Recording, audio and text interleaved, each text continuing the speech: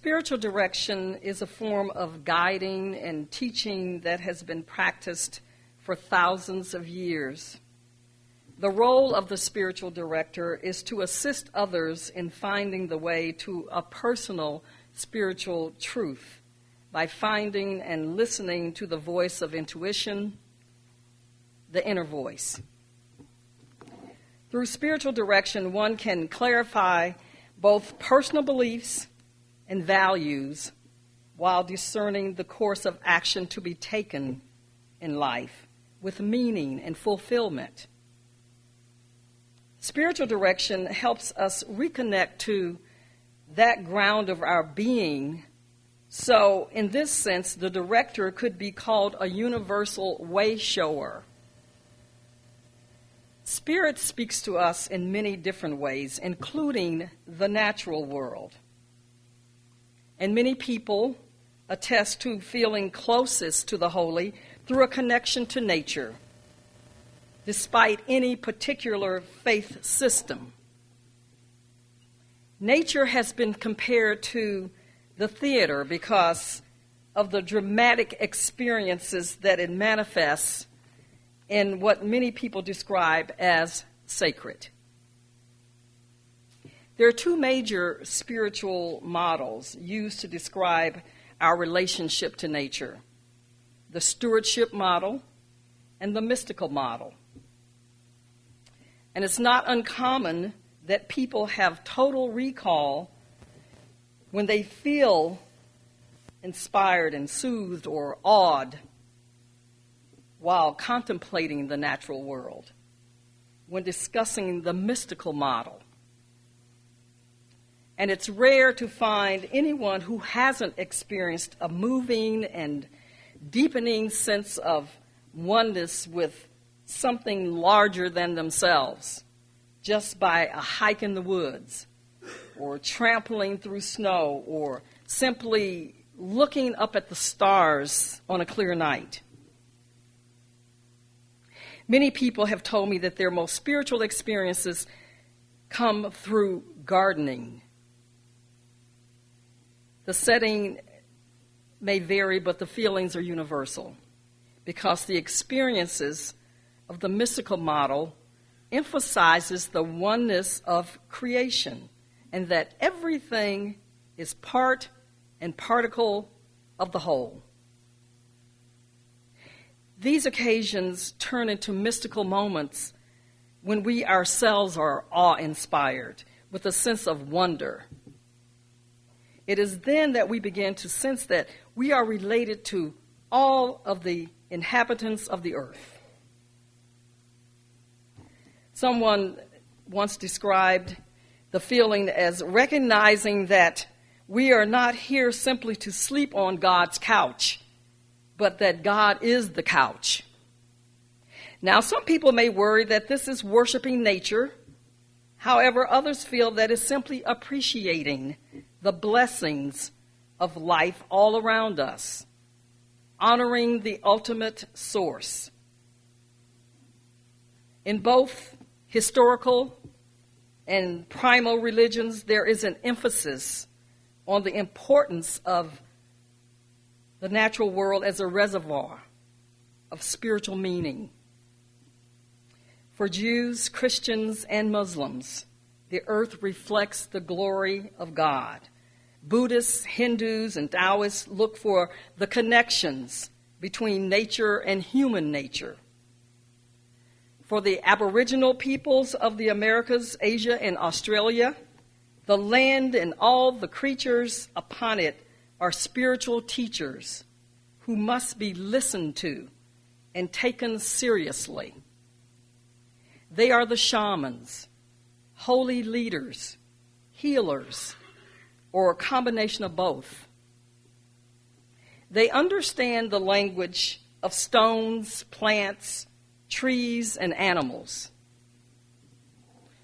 Within nature-centered spirituality, one accepts that everything is alive, conscious, and interconnected. Moreover, that which some call God is seen as an all-encompassing, inclusive life force intelligence, spirit, or source, which is manifest and inseparable from anything else. The stones, the trees, the clouds, the land, animals, and stars are living, conscious beings at once individual and part of an infinite whole. That necessitates respect for the natural rhythms of the earth and the cosmos, the connections to the interdependent web of all existence. Contemporary writers like Mary Oliver and Wendell Berry are close observers of nature, viewing it as an experience and sacred. They provide us with a glimpse into the beauty and wonder of nature as spiritual director for our lives. In the book Abide in Love, Ernesto Cardenal describes observing nature as impetus for giving rise to wonder, because it is there that a divine style in everything exists. He continues saying that everything is both like other things and also unique. All beings are at once one and many. Everything is all multiplicity within unity, like the human creature. No two caterpillars are alike, no two atoms, and while they look alike in the sky at night, no two stars are alike. Everything has its own stripes, speckles, spots, veins, or grains. The carpet of autumn leaves, wood, marble, seashells, and the skeleton of the reptile. Everything in nature, he tells us, bears God's trademark. Many people find nature as a conduit to the sacred, while participating in a conscious dialogue between nature and the self. Experiences in nature seem to put us in a reflective mood, because all of nature, organic and non-organic physical matter, human and animal, are seen as living expressions and literal embodiments of the sacred. Essential truth, wisdom, and power. Now, I know some of us here had our earliest religious formation in Christian Sunday school classes. And while there may be some controversy about the way well-meaning people taught us, both our Unitarian and Universalist roots grew out of the rich soil of Bible stories. Some of the messages from the Bible stories that I resonate with are those with references in nature. In the book of Exodus, when Moses sees the burning bush, God tells him to remove his shoes because where he's standing is holy ground. Now, author William Logan tells us that in this request, God is asking Moses to feel a living connection in his own body to the heavens above and the ground below. I think that's a plausible interpretation, but because I know how good it feels to walk barefoot in the grass after pounding my feet on pavement day after day, week after week. As I mentioned earlier, I lived in a rural area of Long Island for several years, and one of the greatest rewards was being able to smell the earth as well as feel it beneath my feet. Now, in defense of his assertion, William Logan invites the disbeliever to take off your shoes and stand in the sand or in the dirt. In Jesus' sermon in the 6th chapter of Matthew, he advises the crowd to look to the lilies of the field, because they neither toil nor labor. Yet even Solomon in all his glory was not arrayed like one of these. Have you ever had the privilege of driving past an open field of lilies? I can tell you the sight is breathtaking. Jesus also spoke of the birds of the air who neither sow nor reap nor gather into barns, but are nonetheless provided for out of God's gracious bounty. I understand that what he was saying is that human anxiety and concern about physical and material needs, though understandable, is not the key to the true understanding of existence. After all, isn't life more than food and the body more than raiment? Perhaps he's advising that we should be true to our nature and not to try to conform to a standard or image that someone else has in mind for us. Naturalist Wendell Berry says he believes that most people don't appreciate just how much of an outdoor book the Bible really is.